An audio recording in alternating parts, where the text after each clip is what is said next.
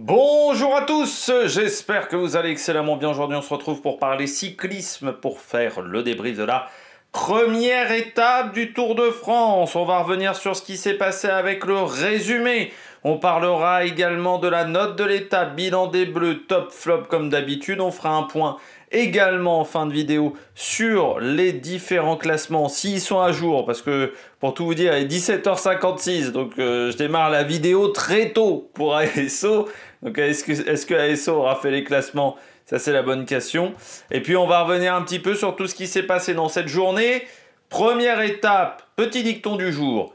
Première étape dans le nord, première étape qui fait des dégâts. On se souvenait d'Armentières en 94. On va peut-être se rappeler également de Lille en 2025 parce qu'il s'est passé énormément de choses sur cette première journée.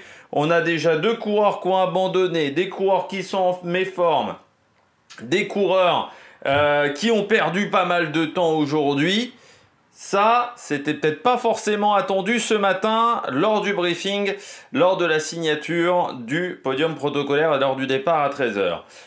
N'hésitez pas à vous abonner à la chaîne, à réagir dans les commentaires, à mettre un pouce bleu, à partager la vidéo sur les réseaux sociaux, notamment auprès de vos proches si vous pensez que ça peut les intéresser.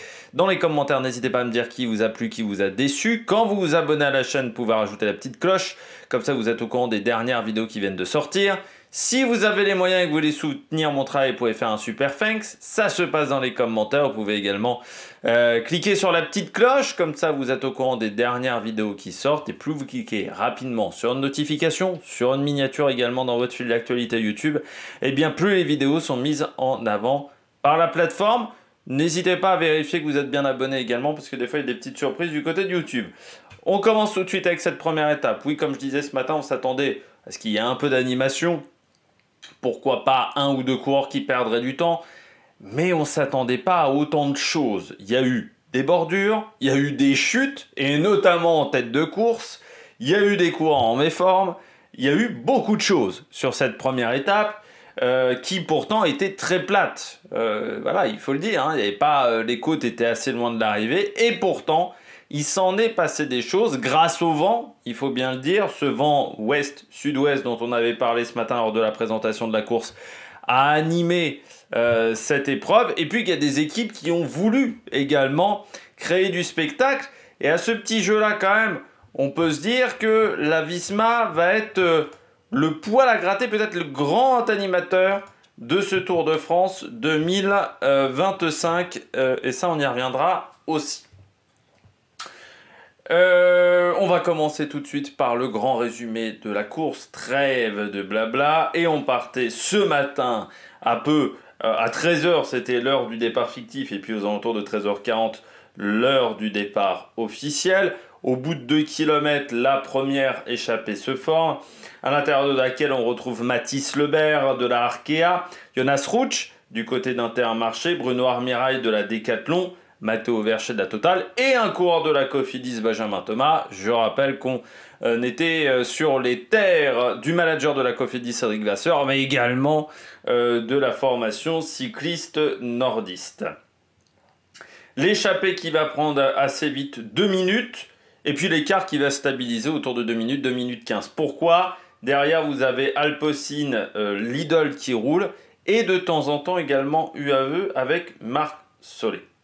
On va avoir des chutes également sur cette étape, notamment à 132 km de l'arrivée, avec Filippo Ganna qui va tomber avec Sean Flynn et également Stefan Bissegger. Chute importante de la part de l'Italien Ganna et de Bissegger, le Suisse.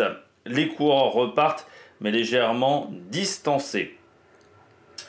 Nous avons des bordures à 115-113 km de l'arrivée, un groupe de lâchés avec notamment des très bons coureurs, Lenny Martinez, Luc Plapp, Thibaut Nice qui est tombé également dans la journée, Louis Barré qui est également tombé un petit peu plus tôt dans la journée, et puis Lipovic, ce groupe qui va rester distancé pendant une bonne quinzaine de kilomètres avant de revenir dans le peloton, et à un moment dans ce groupe-là on retrouvera Julien Alaphilippe. L'échappée va être terminée, elle n'avait déjà plus beaucoup d'avance, hein. On était à moins de 25 secondes à 112 km de l'arrivée, donc à une centaine de kilomètres de l'arrivée, l'échappée est terminé.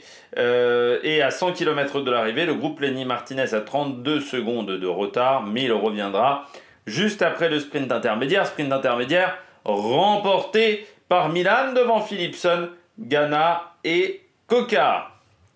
Le peloton donc est au complet et Matteo Vercher décide de repartir en échappée à 97 km de l'arrivée.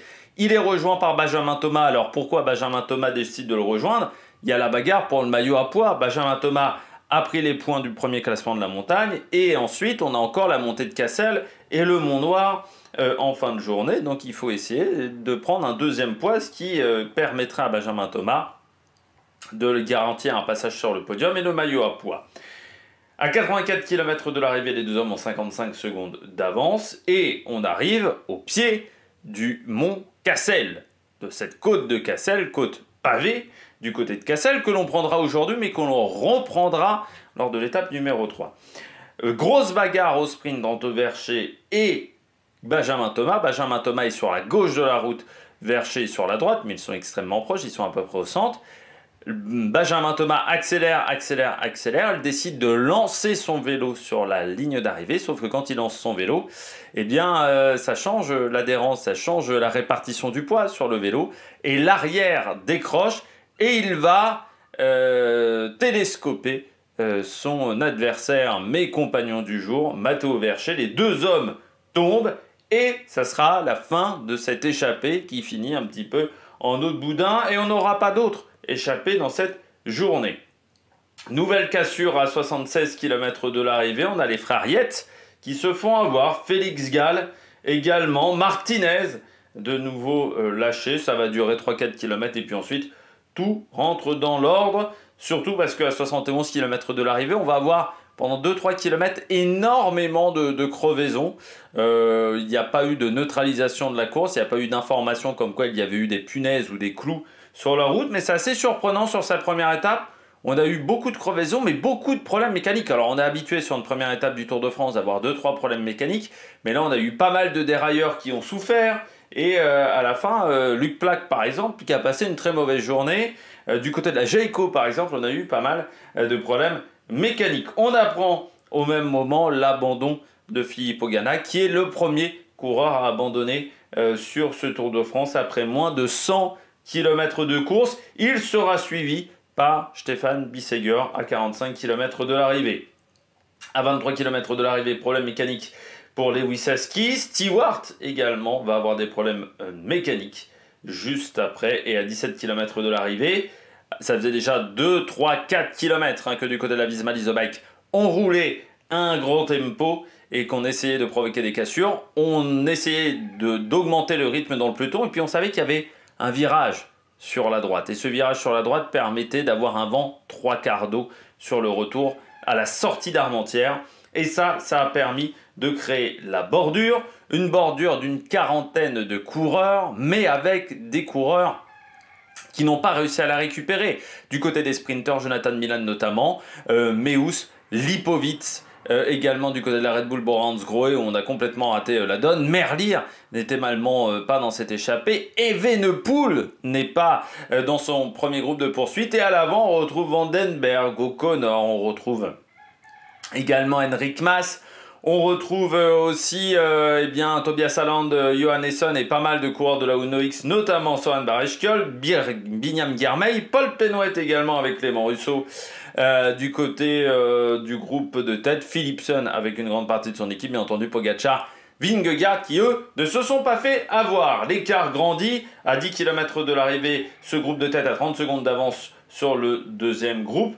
Et puis dans les 5 derniers kilomètres, chute de Vandenberg qui en fait touche la roue de Girmay et qui va entraîner dans sa chute O'Connor.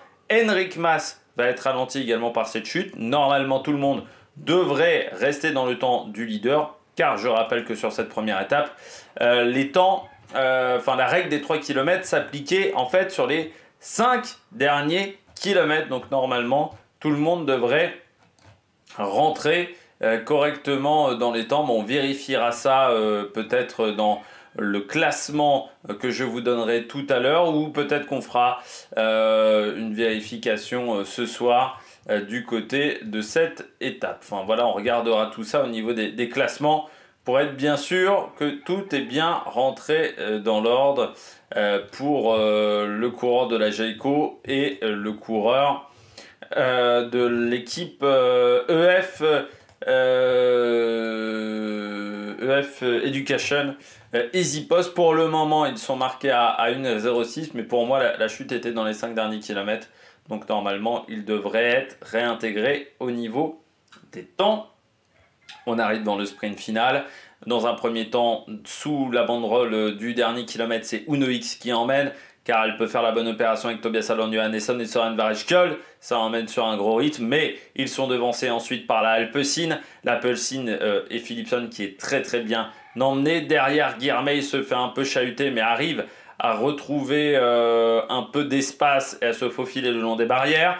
Anthony Turgis, lui, est extrêmement bien placé dans la roue de Philipson. Ackermann va tenter d'anticiper à 500 mètres de l'arrivée. On voit les FDJ qui sont au centre de l'écran, mais ça va pas très bien se dérouler pour eux. Et Philipson va être parfaitement emmené. Il gagne avec 3 vélos d'avance sur Girmay et Varejkjold. Turgis prend la 4e place, premier français devant Trentin, Russo, Penwet et Jorgensen qui s'est mêlé au sprint, le coureur de la Visma Leasebike, car Van Aert, lui, était également dans le groupe de coureurs distancés. Note de cette étape, 15 sur 20. Non, c'est une bonne journée de cyclisme. C'est une bonne journée de cyclisme. Alors, j'ai pas été impressionné par on va dire les 80 premiers kilomètres. Bon, les 80 premiers kilomètres que j'ai suivis sans totalement les suivre, je regardais ça sur le Pro Cycling Stat, sur le live stat de Pro Cycling Stat, parce que j'étais encore en train d'enregistrer la vidéo de présentation de demain et la course des caps. Mais voilà, il ne s'est pas passé tant de choses que ça, à part que le tempo était rapide, notamment par Marc Solé. Mais oui, à partir de 120 bornes de l'arrivée, il s'est passé énormément de choses du côté de... Enfin, même à partir de la chute de Ghana Bissegger, en gros, hein, c'est là le premier moment marquant de ce Tour de France. Et puis ensuite, il y a eu énormément de chutes, assez peu d'accalmie. Pour tout vous dire, la vitesse quand même de cette première étape, on est à 47,5 de moyenne. Donc on était au niveau de l'horaire le plus rapide, peut-être même une chouille en avance par rapport à l'horaire le plus rapide. Ça n'a pas véritablement débranché sur cette première étape.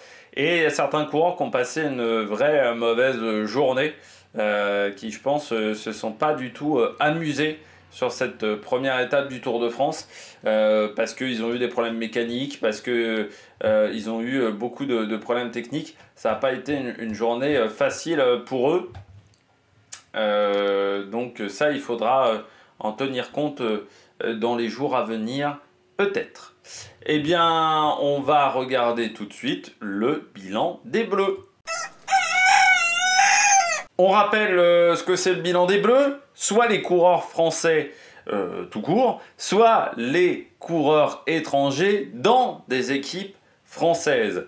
Alors, plutôt une bonne opération aujourd'hui, c'est pour notre ami Anthony Turgis. Et oui, 4e aujourd'hui, c'est une très très belle étape pour la Total Energy. Ça fait des points UCI pour la Total Energy, ça peut être intéressant pour cette formation. Et avec une étape rondement menée de la part d'Anthony Turgis. Alors déjà Matteo Verché dans l'échappée, qui s'est bien battu, qui a relancé l'échappée à plusieurs reprises et qui a pris le classement de la combativité. Mais aussi, eh bien, il faut bien le dire, une étape rondement menée. Alors certes, Stef Kras n'était pas dans le premier groupe, du côté de la Total Energy. Il perd un petit peu de temps, Stef Kras, comme Jordan Gégat aussi. Mais sinon, pour le reste de l'étape, Anthony Turgis, il peut être vraiment satisfait de ce qu'il a réalisé. Il prend la bonne roue, il prend la roue de Philipson. Il s'est bien battu pour prendre la route Philipson. Bon, après, voilà, Turgis, c'est pas un pur sprinter. Donc, face à Philipson, Girmay et Varejkjold, il peut pas grand-chose. Mais il finit devant Trentin, devant Penwet, Merhofer. Donc, il s'est bien battu. Pour moi, il est à sa place aujourd'hui. Voilà, et il fait une très très belle étape. Donc il peut être vraiment satisfait de sa course, Anthony Turgis, dans ce sprint en petit comité. Il aime bien quand les journées sont dures, sont rapides, hein, c'est comme ça qu'il s'était imposé sur le Tour de France. Et là, ça s'est vraiment bien déroulé pour lui. Donc belle étape d'Anthony Turgis. Du côté de Matteo Vercher, dommage la chute, après elle n'est pas de sa faute.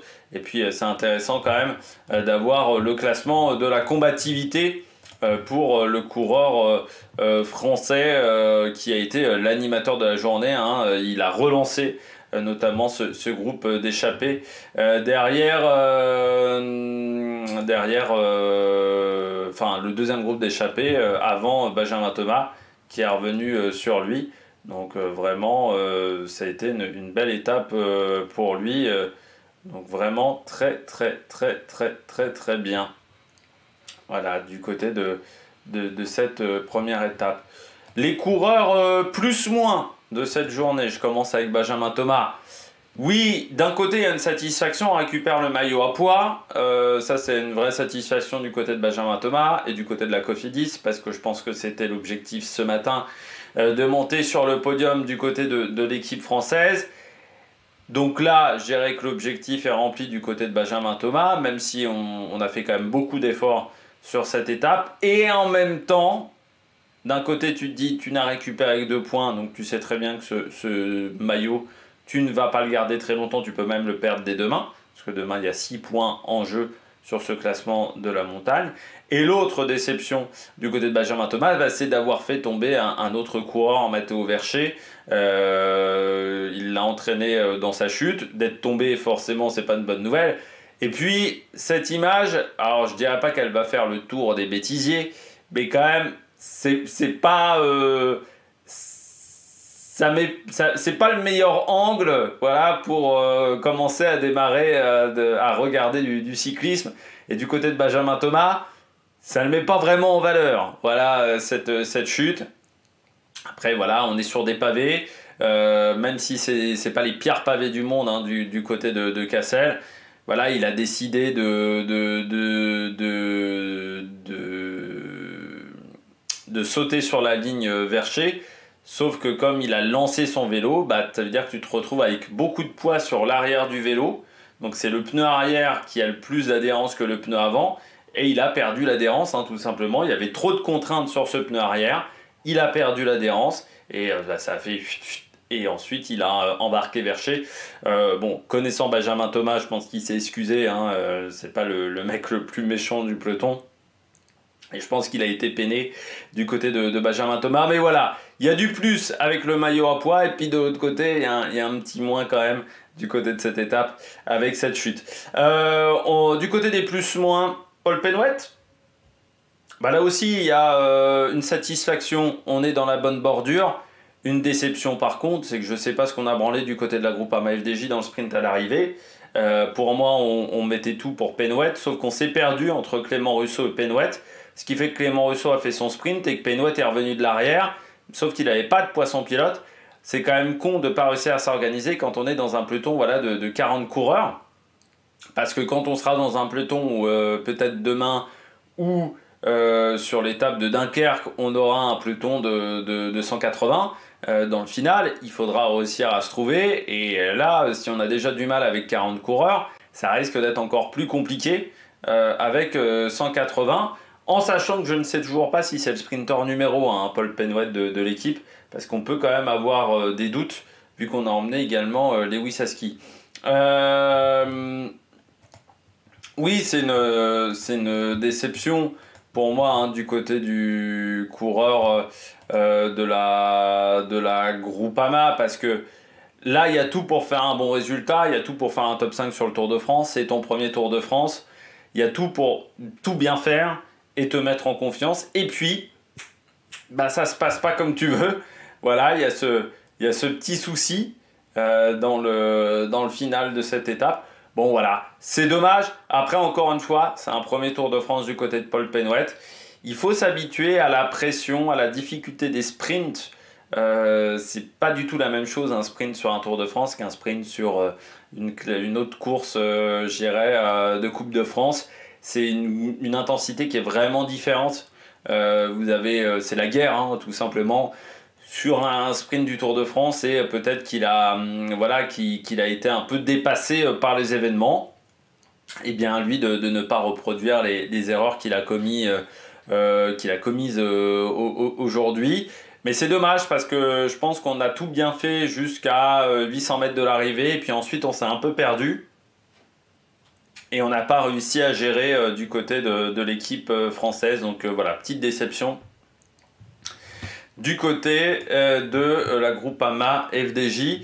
Et puis oui, inquiétude, flop du jour, Lenny Martinez. Hein, dernier sur la ligne d'arrivée, il est arrivé avec 9 minutes de retard.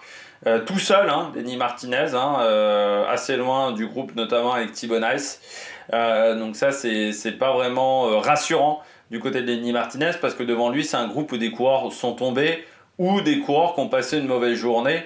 Je pense notamment à Luc Plapp, ou des coureurs qui ne jouent pas vraiment le général, donc qui ne misaient pas vraiment sur cette étape. Et là, Lenny Martinez, bah, c'est le coureur avec Simon Yates qui passe sa plus mauvaise journée, mais Simon Yates, il y a encore l'excuse Tour d'Italie. Lenny Martinez, il n'y a pas vraiment d'excuse, à part peut-être une maladie ou une intoxication alimentaire. C'est ce que je me disais quand même dans cette étape. Quand je le voyais, il n'avait pas des bonnes jambes aujourd'hui. Alors je sais bien que les coups de bordure, c'est pas forcément là où il est le meilleur, où il arrive à trouver la solution. Malgré tout, au niveau du coup de pédale, j'avais l'impression qu'il n'y avait pas de puissance du côté de Lenny Martinez. C'est-à-dire que j'avais vraiment l'impression d'un mec qui n'avait pas de puissance. Et souvent, ce problème de manque de puissance, c'est souvent lié à un désordre gastrique. Alors je me dis une gastro, ça serait quand même surprenant, même si parfois on serre des mains sur une cérémonie de présentation des coureurs, on signe des autographes et puis on peut attraper un petit virus à droite à gauche. Moi je penserais plutôt à une intoxication alimentaire, ce qui serait quand même, c'est rare que ça arrive.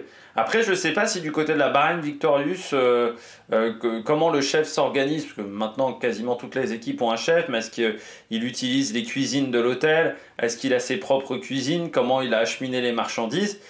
Voilà, ça peut peut-être jouer sur la possibilité d'avoir une intoxication alimentaire, mais s'il nous dit ce soir tout va bien, je suis au top de ma forme, là c'est qu'il se fout de notre gueule, Lenny Martinez, parce que le coup de pédale n'était pas bon et l'attitude sur le vélo n'était pas bonne.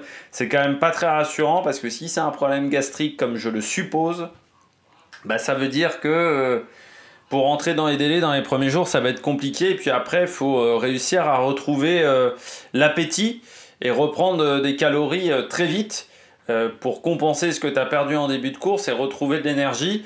Moi je dis toujours quand même que sur un grand tour, commencer malade ou fatigué, souvent tu commences malade ou fatigué, tu finis pas la course. Donc je suis un petit peu inquiet du côté de Lenny Martinez. Après c'était peut-être une mauvaise passe aujourd'hui, une méforme, mais je suis quand même surpris, voilà, de l'attitude sur le vélo du coureur français. Allez, on regarde tout de suite les coureurs au top.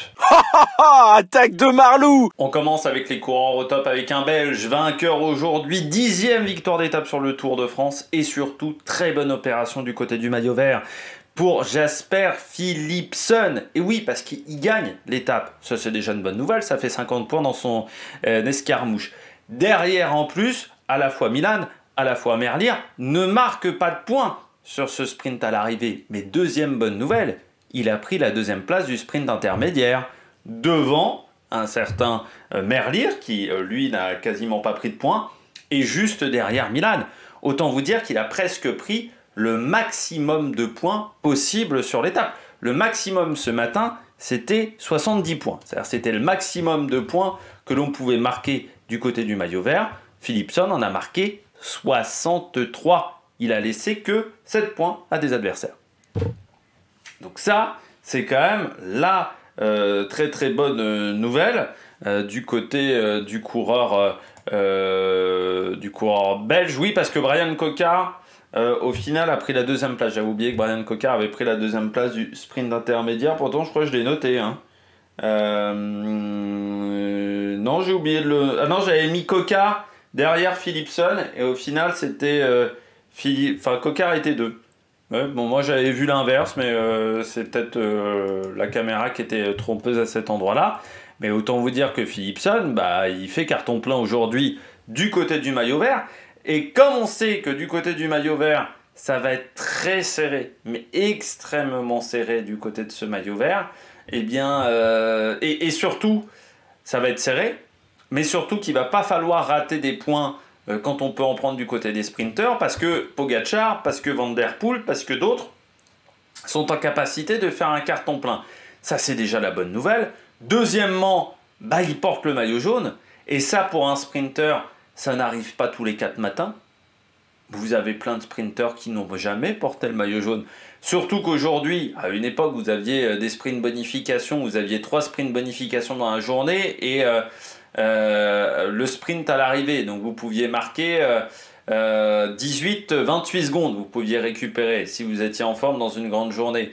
Sauf que maintenant, les sprints intermédiaires ne donnent plus de secondes de bonification. Il n'y a plus de sprint bonification qui vous donnait 8-5-2 ou 8-5-3, je ne sais plus c'était comment le barème.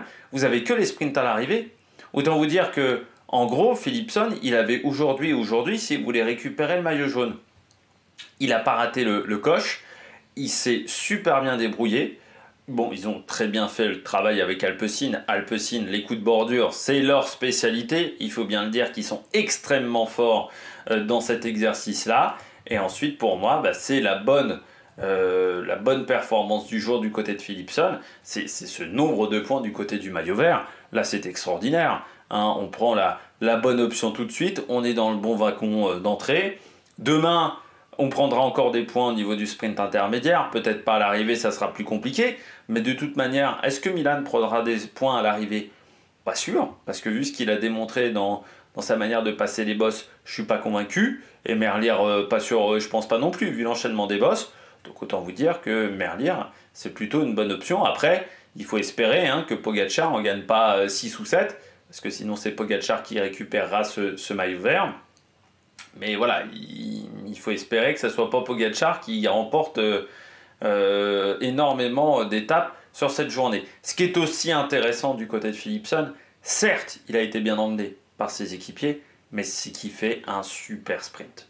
Par rapport à ses adversaires, alors c'est vrai qu'on aurait aimé pouvoir comparer par rapport à Milan, parce que Milan semblait très fort sur son sprint à l'arrivée et par rapport à Merlier, mais le sprint de Philipsen, il colle quand même 3 vélos. Avoir Eschkuld à Guermeil, c'est pas mal. C'est pas mal du tout.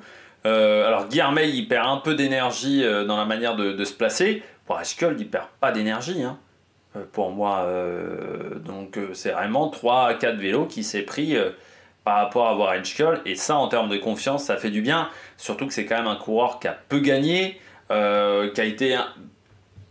qui je pense misait beaucoup sur le Tour de Belgique cette année, Philipsen, qui a fait un Tour de Belgique. Certes, il y a une victoire à Pute, je ne sais pas comment on doit le dire, mais Knocke Ice, il se fait une énorme frayeur, et puis sur l'étape de Bruxelles, il finit 5e.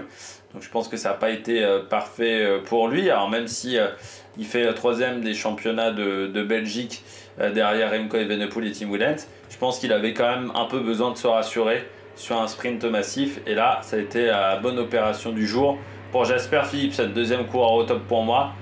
Tobias Haaland Johannesson, le coureur norvégien. Pourquoi je vous parle de Tobias Haaland Johannesson et de la Uno X en particulier aujourd'hui? Eh bien parce que Tobias Haaland Johannesson, il fait partie de ces grimpeurs, on va dire du middle pack, c'est-à-dire de ces grimpeurs qui sont pas forcément les meilleurs du côté du classement général, mais qui peuvent se battre pour pour une 5e place, une 6e place. Devant, vous avez les 2 ou 3 gros ou les 4 gros, et puis lui, il est juste derrière ces coureurs-là, mais il n'est pas en capacité de les suivre.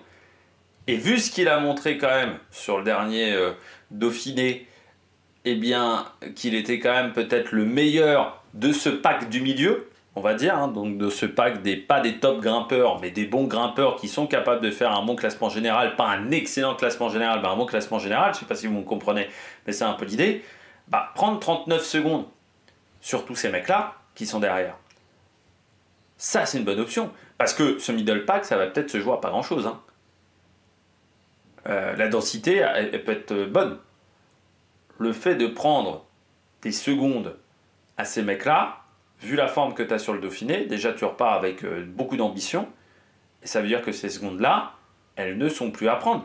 Les 39 secondes que tu as pris sur Remco Evenepoel, bah ça c'est plutôt une bonne option.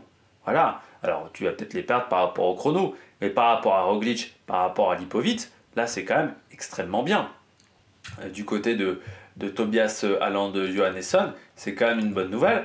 Il avait perdu combien de temps sur le chrono il n'avait pas perdu grand-chose à Saint-Piny. À Saint-Péret, pardon, sur le Dauphiné. Alors c'est un contre-la-montre particulier. Il a fini à 1,44, Tobias Haaland Johannesson, donc à 4 secondes de Martinez. Donc il avait perdu la minute sur Pogačar, en gros. Et il avait perdu une cinquantaine de secondes sur Lipovic, sur un parcours vallonné. Alors je pense que sur le plat, ça va moins lui convenir. Mais même s'il perd 2 minutes sur Lipovic, bah, les 39 secondes qu'il a pris aujourd'hui, ça veut dire qu'il sera qu'à 1,20. Donc ça, c'est la bonne option. C'est la très très bonne option du côté de ce coureur. Il peut être vraiment satisfait de ce qu'il a fait aujourd'hui. Pour la Uno X, là aussi satisfaction parce qu'on marque des points. On marque 110 points du côté du classement UCI. On se montre également du côté de la formation norvégienne pour... pourquoi pas aller récupérer une invitation encore l'an prochain. Et eux, ils ont besoin de marquer des points. Déjà, s'ils veulent essayer de rentrer dans les 18 meilleures équipes du World Tour, mais tout simplement, seulement pour être dans les 3 meilleures équipes de la saison 2025 et avoir les invitations sur les 3 grands tours. Et ça, c'est un objectif du côté de la Uno X, c'est d'être dans ces 3 formations qui seront invitées sur les 3 grands tours. Et donc l'objectif est de carburer parce que dans ce classement, tout le monde est assez proche. Et là, pour le moment, ils font la bonne opération avec ces 110 points marqués aujourd'hui avec Søren Boerejkøl. Et puis, troisième coureur top, Girmay. Ouais, alors, moi, sur les quelques courses que j'ai vues cette année, Girmay, je ne l'avais pas trouvé exceptionnel quand il avait tenté des sprints. Je l'avais trouvé assez discret. C'était, oui, au Tour de l'Algarve. Je crois que je n'avais pas forcément dit que du bien sur le Tour de l'Algarve. Après, c'est vrai que je l'ai vu sur les classiques. Pas forcément... Et en fait, il a fait beaucoup de classiques même sur l'année parce qu'il a même pas fait... il a fait la classique Dunkerque, mais il n'a pas fait les 4 jours de Dunkerque. En course par étape, pour le moment, il n'a fait que les boucles de la Mayenne et le Tour de l'Algarve, donc ça devait être sur le Tour de l'Algarve, ou à Cès Salines, je sais plus, ou à Palma. C'est un des deux où j'avais trouvé, pas exceptionnel sur la semaine. Il n'a pas de victoire depuis le début de saison, malgré le fait qu'il a fait quelques courses d'un niveau un peu moindre. Et là, ça rassure sur le niveau du coureur. Surtout qu'il perd énormément d'énergie à 500-600 mètres de l'arrivée. Il est dans la boule. Dans un premier temps, il est plutôt vers le centre de la route. Et puis il va aller vers les balustrades. Il trouve l'ouverture, mais un peu tard. Ce qui fait qu'il ne peut pas être dans la roue de Philipsen. Il part avec un temps de retard. Et je pense qu'il a... Alors, il s'est peut-être pris un vélo d'écart par rapport à Philipsen. Mais dans la réalité, il y a déjà 2 vélos d'écart. Vu qu'il part avec un gros temps de retard.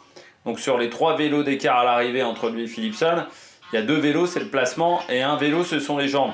Donc ça, c'est plutôt rassurant du côté des jambes. Ça veut dire qu'au niveau physique, il est vraiment pas mal, Binyam Girmay. C'est rassurant. Et puis, c'est rassurant également pour Intermarché, parce que depuis le début de l'année, l'équipe n'avait pas marqué beaucoup de points au niveau UCI. Et là encore, c'est 150 points dans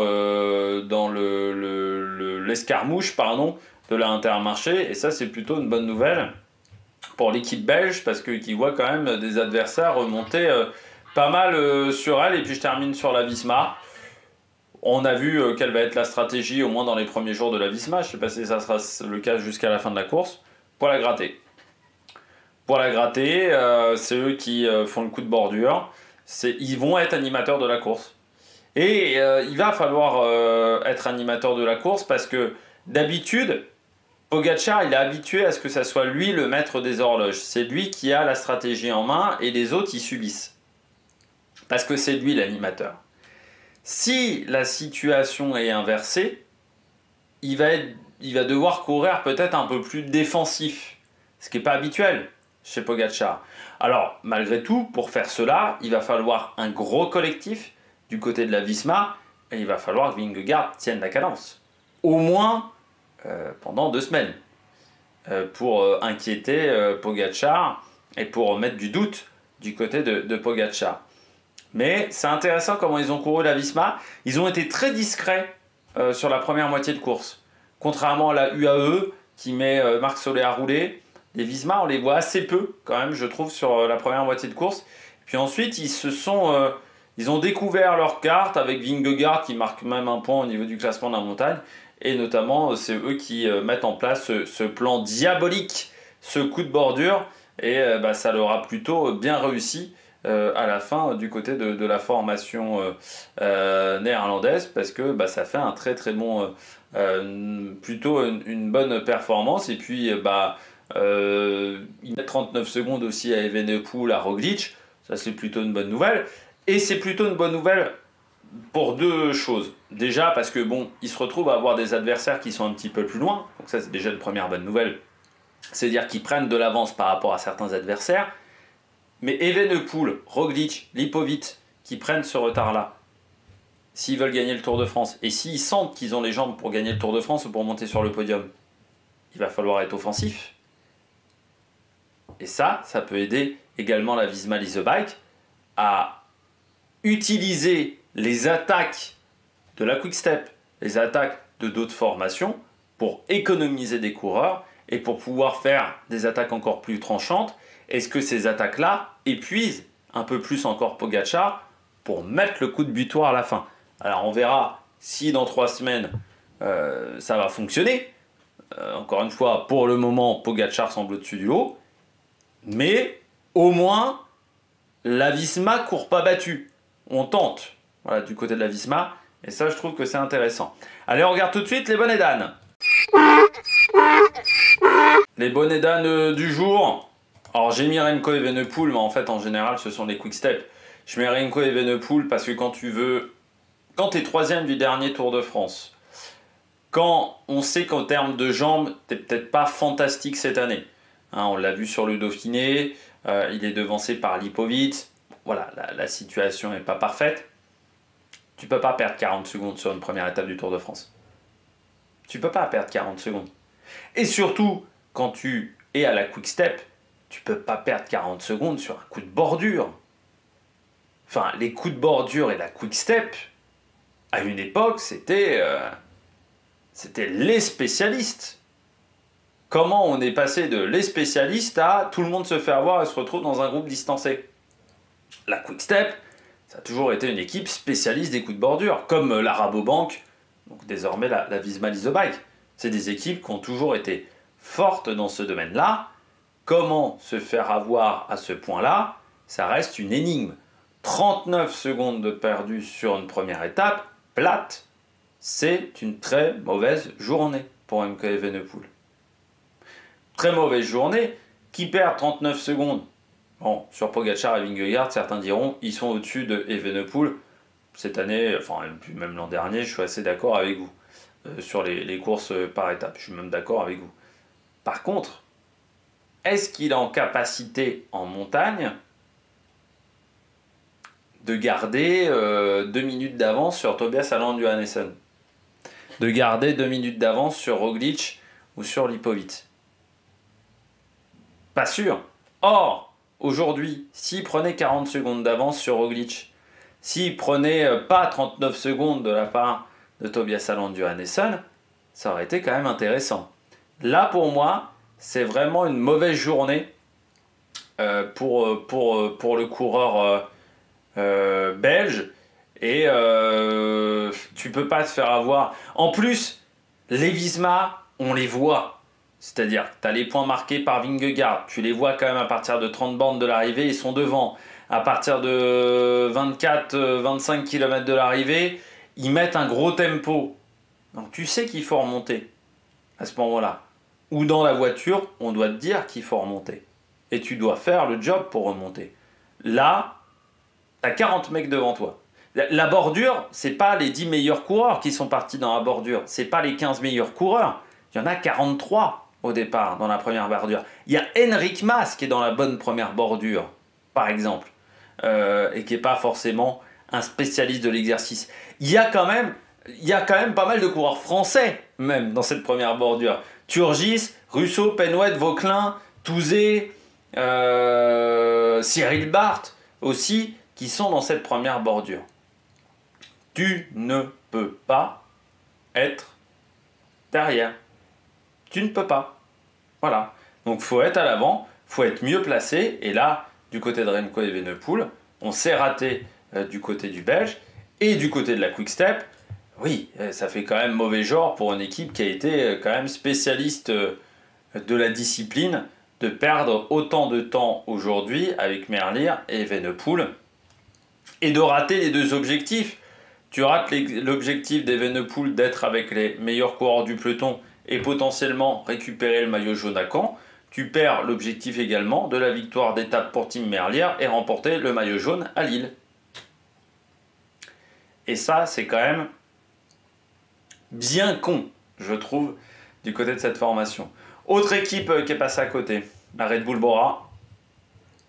Là aussi, on se fait avoir.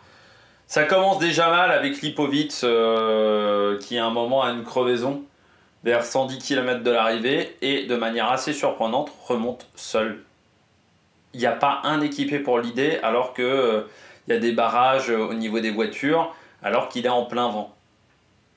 Bah peut-être que s'il y a des mecs qui l'aident à ce moment-là, genre Moscon, genre Van Dijk, peut-être qu'aujourd'hui Lipovitz il est dans la première bordure. Voilà.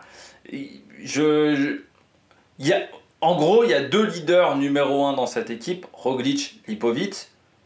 Un deuxième derrière, parce que moi je pense quand même que Vlasov est capable de faire top 10, et si tu veux sauver ton Tour de France du côté de la Bora, ça peut être une bonne idée quand même de faire top 10, un peu comme Pellizzari sur le dernier Giro, avec Vlasov.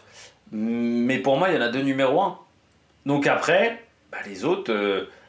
et t'as un sprinter, c'est Meus. Ok, on laisse Van Poppel avec Meus, on laisse Roglic peut-être avec un autre coureur, avec peut-être Pity, mais ça veut dire que t'as au moins Moscon et Van Dijk qui peuvent rouler, voire Vlasov, que tu peux mettre aussi à contribution.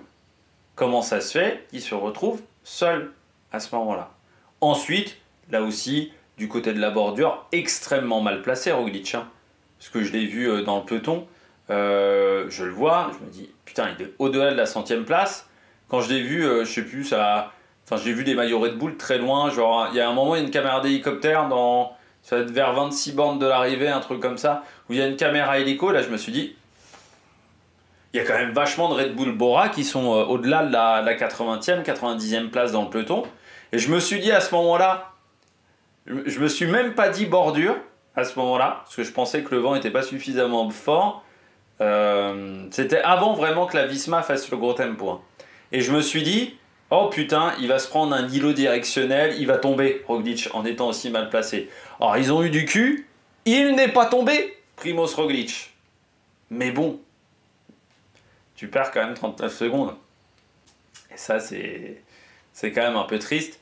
Et ça te met pas en confiance quand même, parce que Roglic, on sait pas trop où il en est. Après son Tour d'Italie, ça te met quand même pas vraiment en confiance sur la potentialité de faire un top 5 sur ce prochain Tour de France. Et du côté de Lipovitz, ça casse un peu la confiance que tu as créée sur le Tour de Dauphiné avec une belle performance de la part du coureur allemand. Et puis je termine avec Ghana. Alors j'aurais pu mettre Bissegger aussi, mais oui, c'est toujours triste d'abandonner un grand tour après 100 km, quoi. Et en faisant 50 km au meilleur de ses capacités. C'est toujours terrible d'abandonner un Tour de France aussi vite. À chaque fois, je le dis chaque année lors de la présentation de l'étape, je le dis chaque année lors de la première étape d'un grand tour, je le dis, faut éviter les chutes, faut éviter au maximum. C'est rare en plus que Ghana tombe comme ça. Alors cette année, c'est pas l'année des coureurs de contre-la-montre, on a perdu Kung, Ghana et Bissegger, en sachant qu'en plus les championnats du monde seront plutôt réservés aux grimpeurs, les championnats du monde du contre-la-montre. C'est pas leur année aux coureurs de contre-la-montre. Mais ouais, c'est très surprenant du côté de Ghana, parce que c'est plutôt un coureur qui est habile sur le vélo. Il y avait un terre-plein, on savait que c'était la journée un peu des terre-pleins, des ralentisseurs, des trucs un peu dans tous les sens. Et ouais, peut-être un moment de déconcentration. C'est vrai qu'on est après une cinquantaine de kilomètres de course. Le rythme s'est quand même bien calmé. À ce moment-là, on est un peu dans une situation calme. Et on voit pas bien le terre-plein. On tombe avec Sean Flynn, avec d'autres coureurs. Et puis pas de chance pour toi, c'est toi qui abandonnes. En sachant qu'en plus, tu avais déjà tout mis en place pour pas faire le Giro, c'est-à-dire que tu fais pas ton tour national. Pour un Italien, c'est quand même dur de pas faire le Giro, parce que pour moi, encore une fois, le Giro et le Tour, alors pour un Italien c'est la même chose, mais même pour moi, l'importance du Giro et l'importance du Tour de France, c'est deux choses hyper importantes. Et là, tu décides de pas faire le Tour d'Italie, ce qui est un choix fort, pour faire le Tour de France, pour avoir ce duel avec Remco Evenepoel sur le contre-la-montre à Caen, et t'abandonnes au bout de 50 km de course. C'est dur, voilà, pour Ghana. Il va falloir s'en remettre mentalement, autant physiquement que mentalement, et puis essayer de repartir sur la deuxième partie, sur la dernière partie de saison, mais il n'y aura peut-être pas énormément d'objectifs désormais pour Filippo Ganna. Peut-être le Tour d'Espagne.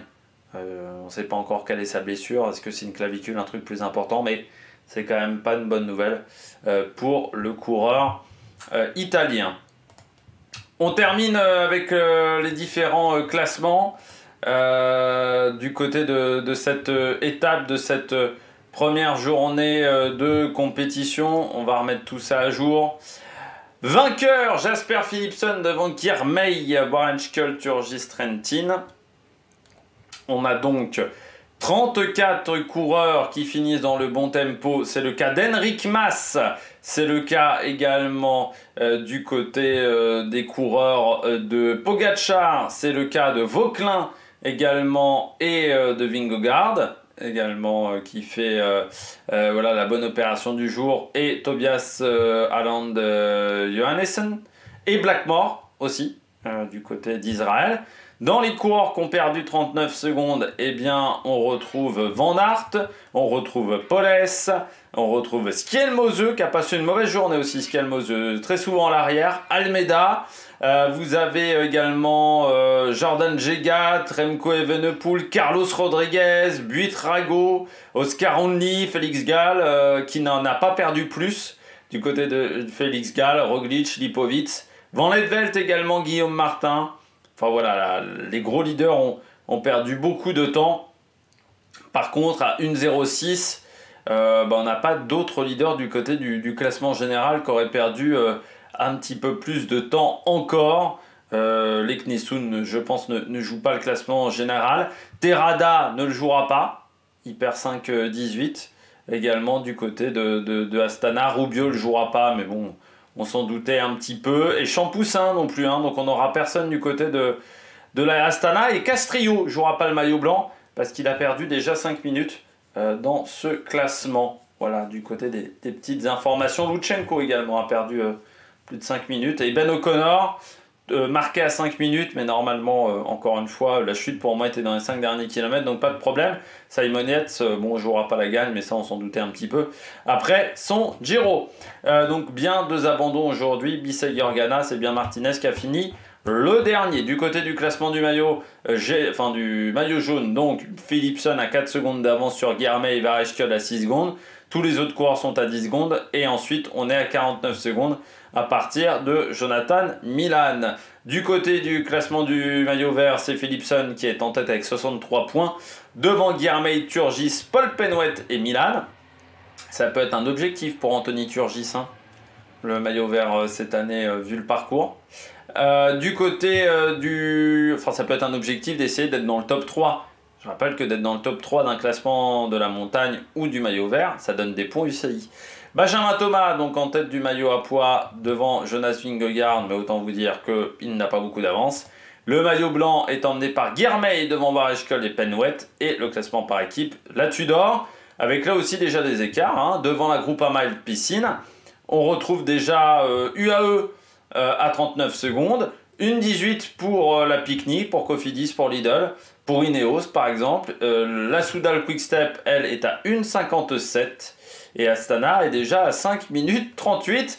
Autant vous dire que c'était pas la journée de l'équipe sino-kazakh.